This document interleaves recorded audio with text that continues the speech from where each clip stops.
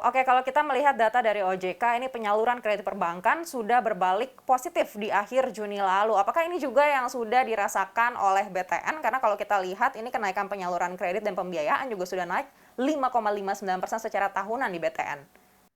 Betul, kita merasakan. Jadi tahun lalu, semester 1 tahun lalu, kita itu tumbuh kurang lebih 3%. Semester ini kita tumbuh lebih tinggi lagi, 5,59 ya.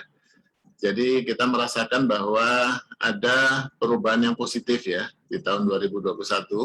Kita tahu di masa pandemi, tetapi mungkin dengan upaya yang dilakukan oleh semua pihak ini menimbulkan lebih siap ya, kepastian juga, kita sudah memahami protokol dan lain-lain, sehingga aktivitas itu boleh dikatakan walaupun masih ada pembatasan-pembatasan, tapi saya kira di sektor real terutama perumahan itu tumbuh. Nah, kita buktikan secara nasional juga kita tumbuh.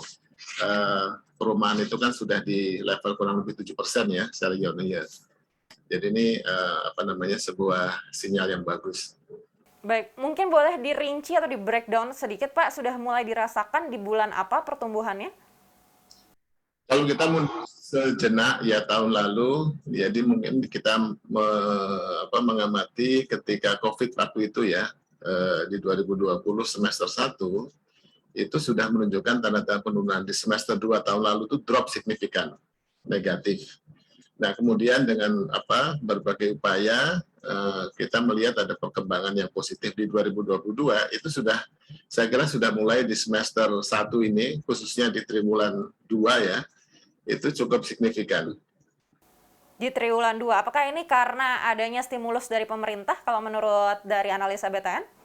Satu, juga stimulus pemerintah ya, banyak sekali program-program yang disalurkan, terutama melalui bank ya. Ada bansos, ada dana pen, ada kemudahan-kemudahan yang diberikan seperti OJK, juga suku bunga acuan juga turun ya, sampai sekarang kan sudah di 3,5.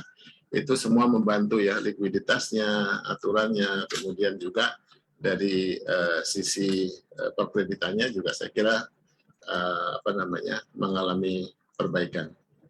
Baik, kalau evaluasi dan penilaian BTN seperti apa terhadap tingkat permintaan kredit hingga semester 1 2021 ini? Kalau BTN itu kan lebih ke perumahan ya, jadi 90% portfolio kita itu perumahan. Nah, 80%-nya mungkin 75-80 itu KPR. Nah, kalau kita lihat KPR, pasar KPR itu kan masih besar ya, dan jumlah yang belum bisa dilayani juga masih banyak. Nah, kita lihat juga, kita pilah-pilah KPR mungkin yang menengah ke bawah, permintaan masih tinggi.